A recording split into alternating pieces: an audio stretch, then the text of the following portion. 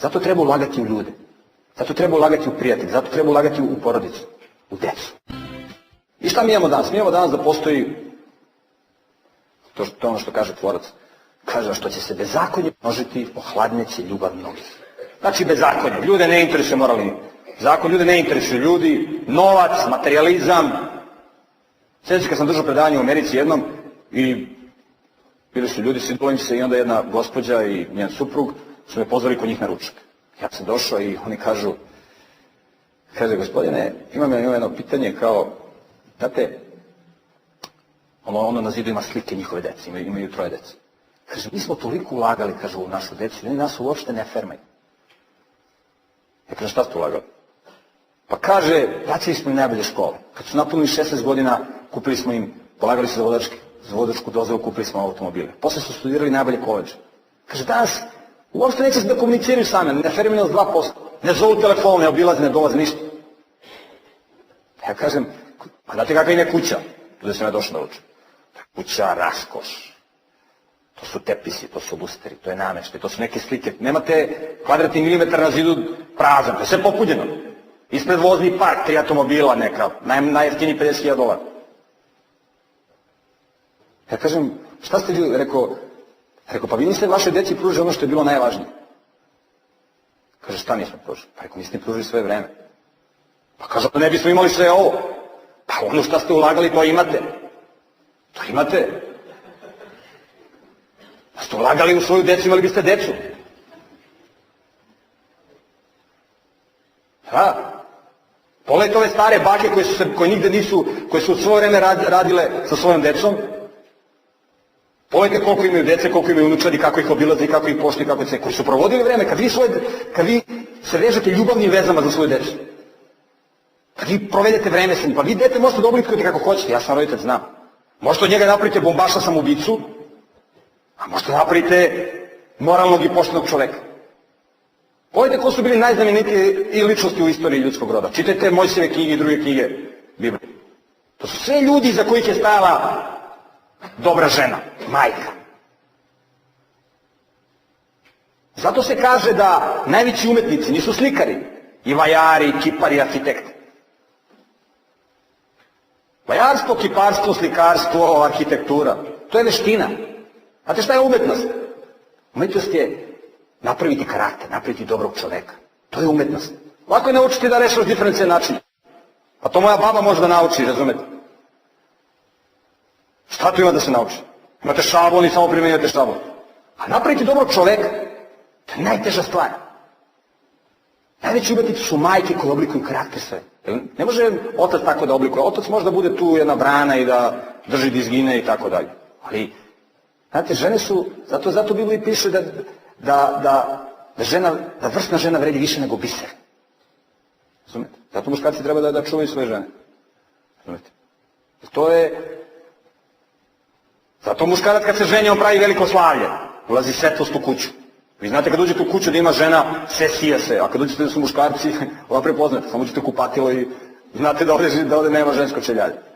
To sve muškarci. To se ono prepozna. Ima i urednih muškaraca, neću da kažem. Ali postoji velika razlika, razumete? Umetnici su majke, to su najveći umetnici.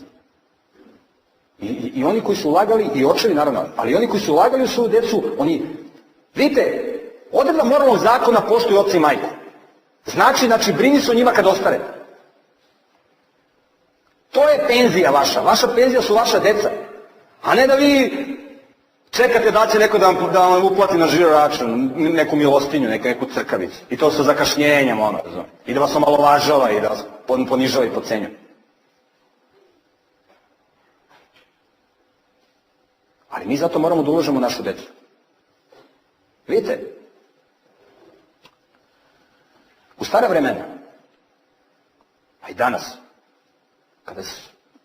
kada ste vi, na primjer, zidali kuću i kada ste započeli neki posao, vi ste pozivali sveštenika, znači religioznog čoveka, da dođe u vašu kuću, da, tako su radi religiozni ljudi, da se pomole Bogu. Daj, dođe, pomoli se za evo kuću smo sazidali da Bog sačuva meni i moju porodicu. Ljudi su sad bili mnogo pobožni nego danas, ljudi su živjeli u prirodi. Danas ljudi žive u betonu, razumete, i oni su se potpuno otuđili od prirode, i onda mnogo teže komuniciraju sa Tvorcem. A tad su ljudi živjeli u prirodi i bili su mnogo religiozniji. I on pozove sveštenika da prizove Tvorca, da se pomoli Bogu, da on kao religiozan čovjek se uputi molitvu. I to se zvalo, kada čitam originalni tekst na kome je pisao Mojsije, i na kome je Biblija pisana, znači hebrejski jezik, to se zvalo Hanukat Habajt, posvećenje kuće. Što znači posvećenje kuće? Hanukat znači, što znači posvetiti? Znači, kako nešto može da bude sveto? Nešto može da bude sveto samo ako je tu prisutan onaj koji je svet. Jedini koji je svet je Tvorac. Znači, mi nismo sveti. Mi kršimo moralni zakon, nismo takvi kakvi jesmo. Ali mi možemo da budemo sveti ako Tvorac prebiva. Vi znate da smo mi duhovna bića, ja sam govorio o tome. Znači, Tvorac može da prebiva u nama. Mi možemo da budemo, kako se to kaže, terminologiji, svetim duhom da budemo ispinjeni. Ja nisam ovdje govorio o Tvorcu kao o njegovom biću. Da vidite kakvo je biće Tvorac. Da je to biće koji ima, to su antropomorfizmi, koji ima 3 dimenzije ili 3 lice. To ćemo neki drugi put govoriti. To sad nije važno u ovom trenutku naših proučavanja.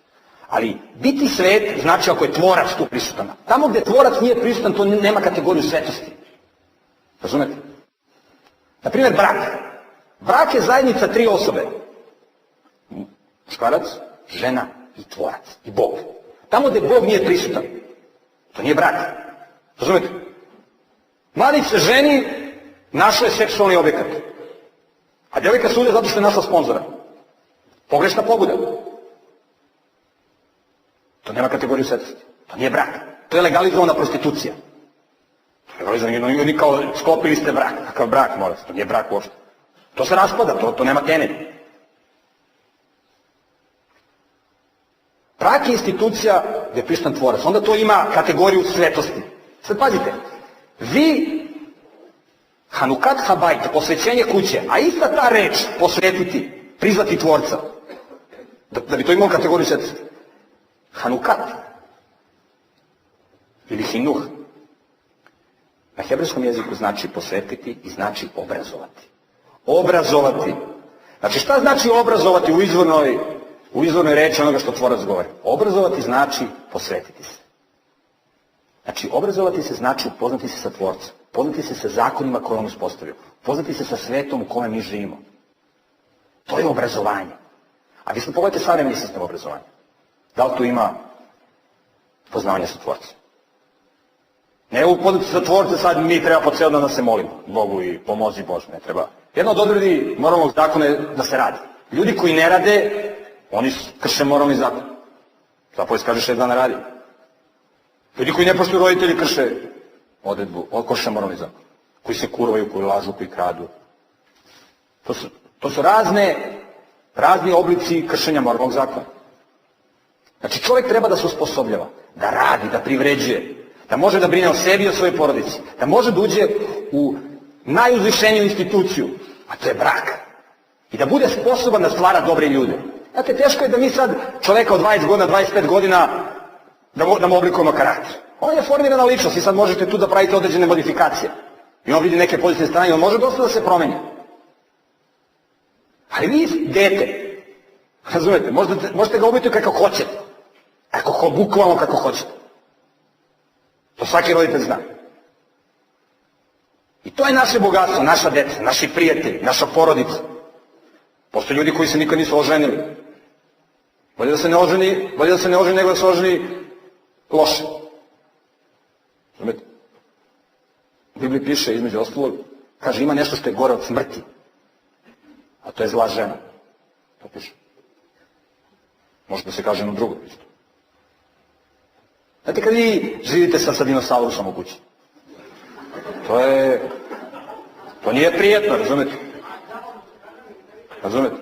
To nije prijetno. To je jako loše. Sad vidite, mi ne možemo da imamo dobre muževe i dobre žene i dobre prijatelje i dobre komšije ako nemamo dobro obrazovanje. Ko danas obrazuje našu decu? Jel obrazuju roditelji? Glavna babysitterka savremenog sveta je televizija. Znate, mlad čovjek bi trebao i mlada, i muškarac i devojka bi redano s aspekta onoga što tvorac želi, trebao bi da se priprema za brak. Znate, mnogi su gledali one crtane filmove o Pepeljuzi, o Snežani,